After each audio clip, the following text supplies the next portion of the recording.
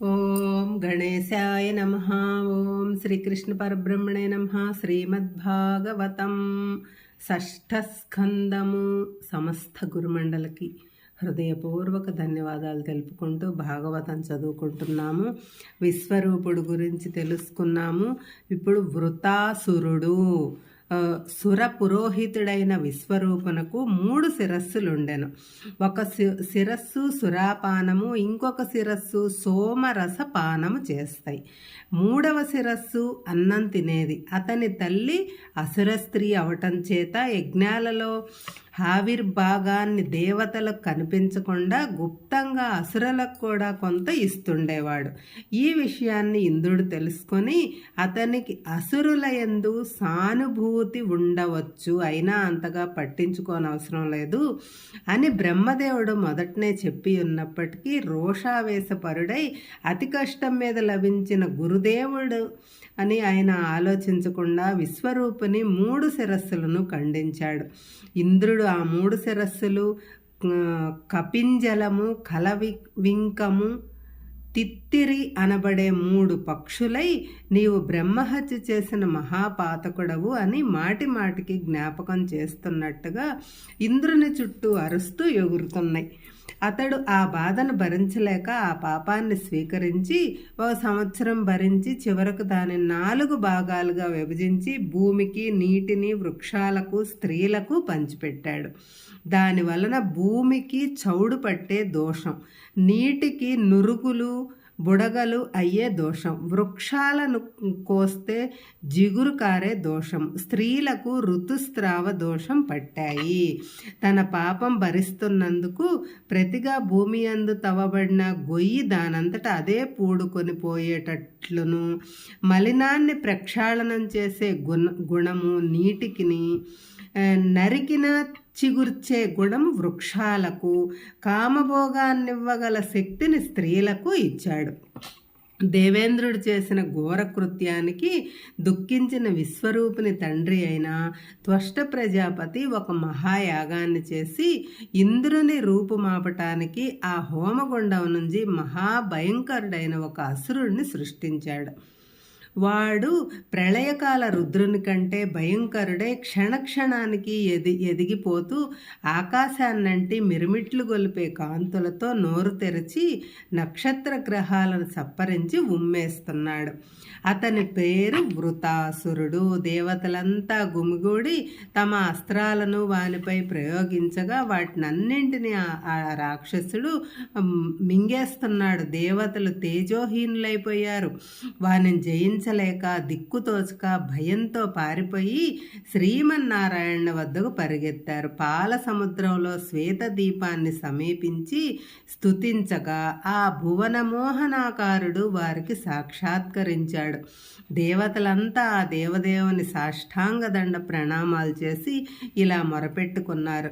ఓ పురాణ పురుష, ఆదిదేవ, ఆర్తజన రక్షక, మమ్మల్ని కాపాడు. ఈ వృత్తాసురుడు మాకు నిలువ నీడ లేకుండా చేస్తున్నాడు. అనంతుడవైన నీవే వానిని అంతం చెయ్యాలి గాని మాకు ఆ శక్తి లేదు ప్రభు. మా అస్త్రాలను తేజస్సును అతడు మింగేశాడు. నీవే మాకు శరణ్యం. హే భగవాన్ శ్రీమన్నారాయణ ఆదిపురుష, మంగళస్వరూప వాసుదేవ సచ్చిదానందమూర్తి, నీవు నిర్గుండవు, పరబ్రహ్మస్వరూపుడవు, అంతేగాక అనంతగుణ సంపన్నుడవు. నీ మహత్యం ఇతరులకు అనూహ్యం.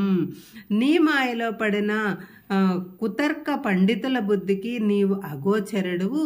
అంత్యకాల దాపురించిన దానవాదులైన లోక కంటకులను వామనాది దేవతా రూపాలతో, రామకృష్ణాది మానవ రూపాలతోనూ, వరహాది మృగ రూపాలతోనూ, మృత్యు కూర్మాది జల రూపాలతోనూ శిక్షిస్తావు. సమస్త విశ్వానికి ఆశ్రయమై సకల పాపాలను, సంసార తాపాలను రింపజేసే నీ యొక్క పాదపద్మాల ఛాయను ఆశ్రయిస్తున్నాము అని అనేక విధాలుగా స్తుతించిన దేవతల యొక్క ప్రార్థనలకు ప్రసన్నుడైన శ్రీహరి ఇలా అన్నాడు, దేవతలారా, నా సన్నిధిని మిమ్మల్ని చేర్చగలనిగా మీ యొక్క భక్తి జ్ఞానాలు నన్ను సంతసింపజేశాయి. నా భక్తులకు దుర్లభమైనదేదీ లేదు. నా యందు అనన్య భక్తి కలవాడు నన్ను తప్ప ఇతరమైన దేనిని కోరడు. మీరు వెళ్ళి దదీచి మహర్షిని ప్రార్థించండి. నారాయణ కవచ శక్తిచే అతని దేహము వజ్రం వలె గట్టిపడి తేజోవంతమైంది. మీరు అతని నుంచి అతని దేహాన్ని యాచించి పొందండి. అతని వెన్నెముకచే ఒక ఆయుధాన్ని విశ్వకర్మ చేత చేయించండి. ఆ ఆయుధంతో ఇంద్రుడు వృత్తాసురుని శిరస్సు ఛేదించగలడు. అప్పుడు మీ అస్త్రాలు శక్తి తేజస్సు మీకు తిరిగి రాగలవు. దదీచి అత్యంత దానశీలుడు.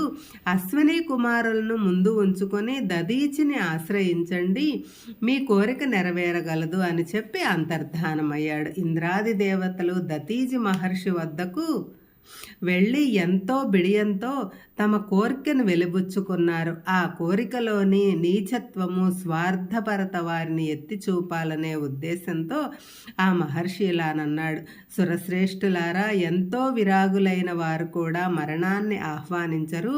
స్వయంగా భగవానుడే వచ్చి కోరిన ప్రాణాలు విడిచిపెట్టడానికి ఎవరైనా ఒప్పుకుంటారా? పలు రకాలైన దానాలు అడిగే వారు ఉన్నారు, ఇచ్చేవారు ఉంటారు, కానీ బ్రతికి ఉండగానే దేహాన్నే ఇచ్చివేయమని ప్రాణదానం అడిగేవారు కానీ అలాంటి దానాన్ని ఇచ్చేవారు కానీ ఎక్కడైనా ఉంటారా? అబ్బురమైన ఇటువంటి అడగరాని దానాన్ని స్వార్థ ప్రయోజనం గురించి అడిగి లేదనిపించుకోవటం లోక రక్షకులైన మీ వంటి వారిని తగి ఉన్నదా అని దదీచి ముని ప్రశ్నించగా దేవతలు సిగ్గుపడి కిన్నులై మళ్ళీ ఇలాగా విన్నవించుకున్నారు, మహాత్మా, మేము అడిగిన దానం అతి నికృష్టమైందని మాకు తెలుసు. నీ దేహము గురించి దేహి అని యాచించే దీనస్థితికి దిగజారిపోయాము. అవసరం కొద్దీ అడిగే యాచకుడు అడగదగినది అడగరానిది అనే విచక్షణ కోల్పోయి సిగ్గు విడిచి అడిగేస్తాడు. అసలు యాచించడమే ఒక నీచకర్మ. అందులో అడగరాని దాన్ని అడగటం నీచాతి నీచమైందని తెలిసి దేవలోక వాసుల సమిష్టి క్షేమం గురించి అడగటానికి సాహసించాము. మీ వంటి సర్వభూత హితైషులు త్యాగధనులు తమకున్నదంతా ఇతరులకు ఇచ్చివేసి ఆనందిస్తారు. వారి దృష్టిలో ఇవ్వదగినది ఇవ్వరానిది అనే విచక్షణే ఉండదు కదా అని అతి వినయముతో పలికిన మాటలు విని మహాముని మందహాసంతో ఇలా బదులు చెప్పాడు, అమరులారా, నీ యొక్క అభ్యర్థనలోని స్వార్థపరతను మీరు గుర్తించాలని ఈ విధంగా అన్నాను. ఎప్పటికైనా విడవలసిన ఈ శరీరము మీ అందరి సంక్షేమాన్ని కలుగజేయగలదంటే దానికి అంతకంటే ఉత్తమ ప్రయోజనం ఇంకేముంటుంది? తప్పకుండా ఇప్పుడే ఈ శరీరాన్ని మీకు అర్పిస్తాను అని చెప్పి ఆ పరమ త్యాగధనుడు యోగధారణచే ప్రాణాలను విడిచిపెట్టాడు. అనంతరం ఆ దదీచి మహర్షి వెన్నుముకతో దేవశిల్పి అయిన విశ్వకర్మ వజ్రాయుధాన్ని తయారు చేసి ఇంద్రునికి ఇచ్చాడు. ఆ వజ్రాయుధాన్ని పట్టుకొని ఐరావతనమెక్కి ఇంద్రుడు వృతాసురుని పైకి దండెత్తి వెళ్ళాడు. ఇంద్రునకు సహాయంగా దేవతలు, గంధర్వులు, గరుడు, కిన్నెరలు, కేచరులు, కింపురుషులు, సిద్ధులు, సాధ్యులు, విద్యాధరులు, రుద్రులు, ఆదిత్యులు, వసువులు, మరుత్తులు మున్నగు వారందరూ తమ తమ సేనలతోనూ ఆయుధాలతోనూ వెళ్ళారు. వృత్తాసురుడు తన అనుయాయులైన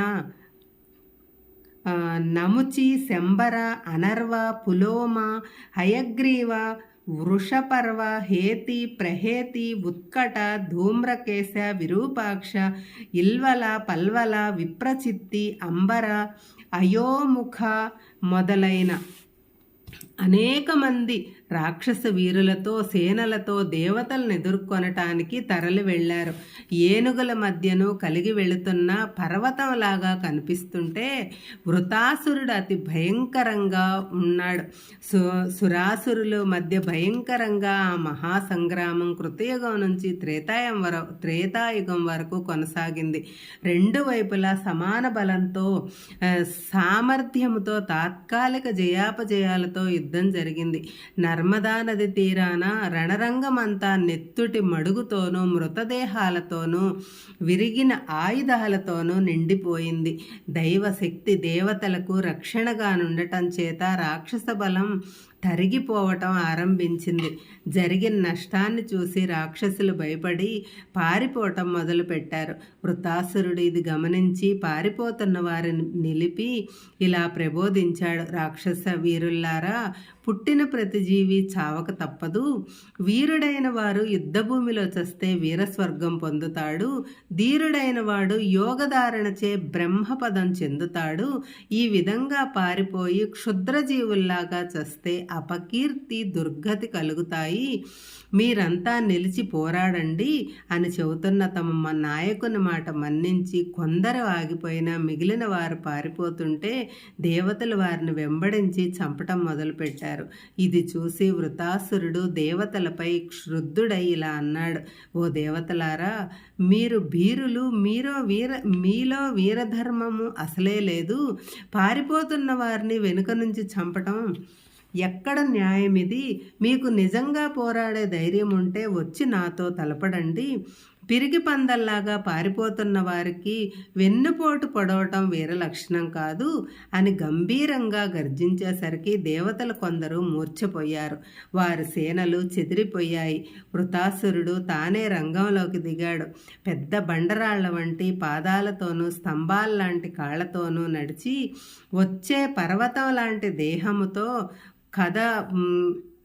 కథన రంగమంతా వీర విహారం చేశాడు. దేవసేనలను తొక్కి చంపుతూ తాటి చెట్టు లాంటి త్రిశూలాన్ని తిప్పుతూ మీదికి వస్తున్న వృతాసురుని ఇంద్రుని చూసి తిరుగులేని తమ గదను వాని మీదికి విసిరాడు.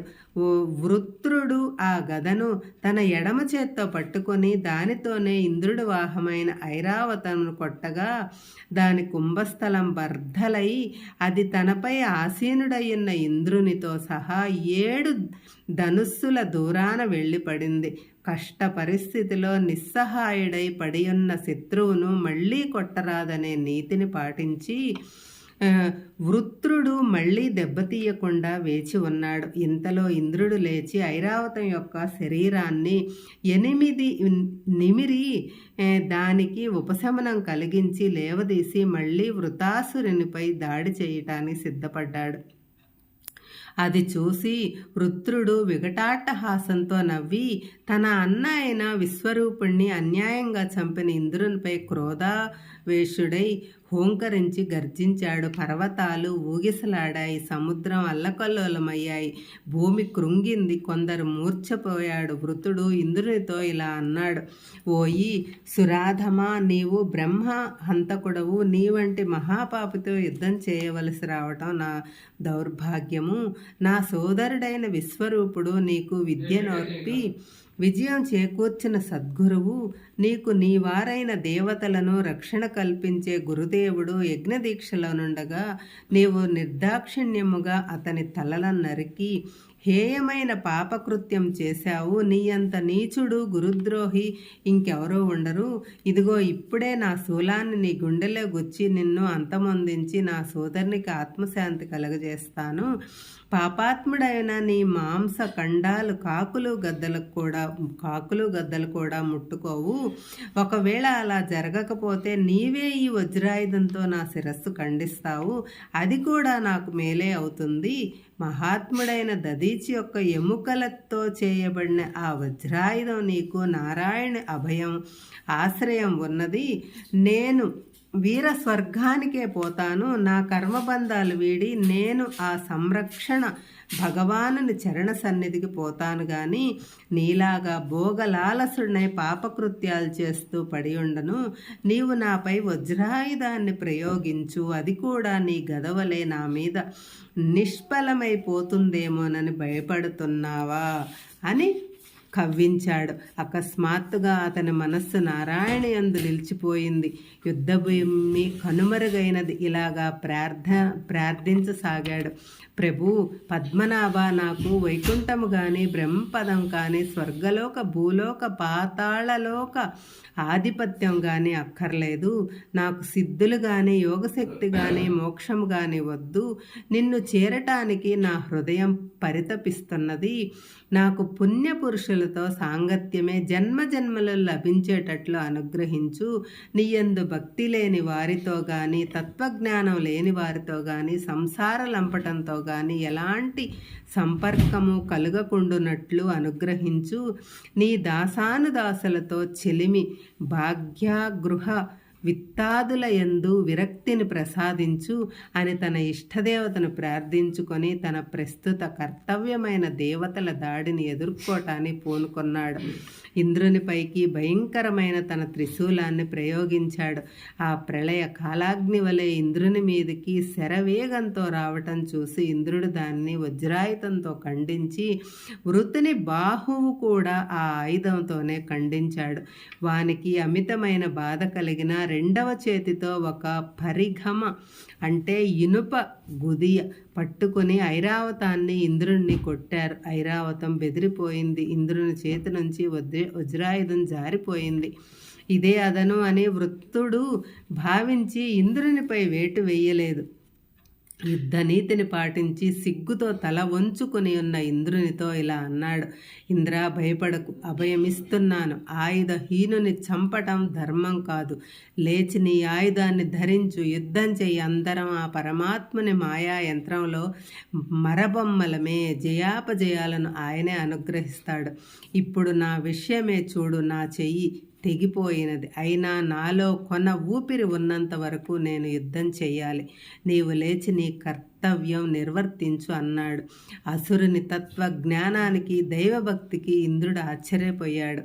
వాని ధర్మ నిరతికి తన అధర్మ వర్తనకు సిగ్గు చెందాడు.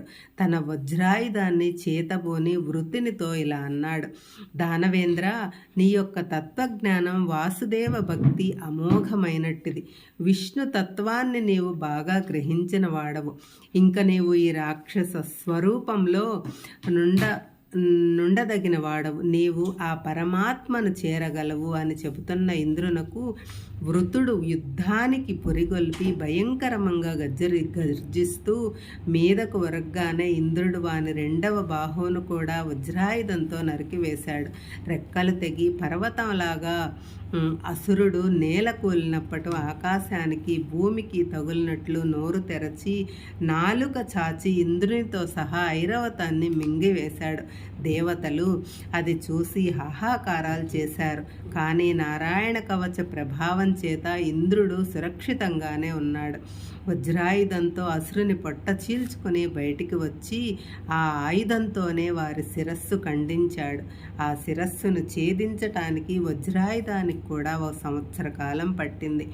దేవతలు దుందుబులు మోగించారు, ఇంద్రుని ప్రశంసించారు. వృతాసురు నుంచి ఒక దివ్య జ్యోతి వెలువడి వైకుంఠ ప్రవేశం చేసినది. వారి వధతో దేవతలందరూ భయం తీరి జయజయధ్వనాలు చేశారు. కానీ అంతలోనే దేవతలు, ఋషులు, పితృదేవతలు అందరూ ఇంద్రునితో చెప్పకుండానే తమ తమ తావులకు వెళ్ళిపోయారు. ఎందుచేతంటే బాహ్య బ్రహ్మ హత్యా పాతకము ఒక వికృతమైన చండాల స్త్రీ రూపంలో ఇంద్రుని వెంటబడింది. అతడు ఎటు వెళ్తుంటే అంటే వెంటాడి శాంతి లేకుండా వేధిస్తుంది. అతడు పోయి మానస సరోవరంలో ఒక తామర తూడులో నాళంలో ప్రవేశించి దాక్కున్నాడు. మానస సరోవరం మహేంద్రుని స్థానం కనుక బ్రహ్మహత్యా పాపపు ప్రతీకం. అందు ప్రవేశించలేక పొలిమేర్లలో కాచుకొని ఉన్నది. ఇంద్రుడు ఆ తామర తోడులో దాగుకొని 1000 సంవత్సరాలు తపస్సు చేశాడు. ఇంద్రుడు లేని కాలంలో నక్షుడనే రాజు స్వర్గాధిపతి అయ్యాడు. అతనికి అధికార ఐశ్వర్యాలతో పాటు గర్వము, మదము అతిశయించి కామాంధుడై ఇంద్ర పత్ని అయిన శచీదేవిని భార్యగా ఉంచుకున్నాడు. ఆమె దేవ గురువైన బృహస్పతితో సంప్రదించి నక్షునికి ఇలా సందేశం పంపించింది: ఇంద్రుని వలె ఋషులచే మోయబడిన శిబిక పల్లకి నెక్కి నా భవనానికి రమ్ము అని నక్షుడు సంతోషంతో అగస్యాది ఋషులు నాదేశించి వారు మోసే శిబికలో వెళ్తూ సర్ప అంటూ కాళ్లతో వాళ్ళని తోస్తూ తొందర చేయసాగాడు. ఋషులకు కోపం వచ్చి సర్పోభవ, సర్పము అగుదువుగాక అని శపించగా అతడు వెంటనే ఒక కొండ శిలవగా మారి భూలోకంలో పడ్డాడు. ఋషులు ఋతంభర అనే హోమం చేసి తామర తూడులోని ఇంద్రుణ్ణి బయటికి రప్పించారు. అతని 1000 ఏళ్ల తపస్సుచే బ్రహ్మహత్య దోషం తొలగిపోయింది. తరువాత ఋషులు అతనిచే అశ్వమేధ యాగం చేయించి పాప ప్రక్షాళనం కావించి అతనిని శుద్ధపరచి సింహాసనం అధిష్ఠింపజేశారు. హరే కృష్ణ.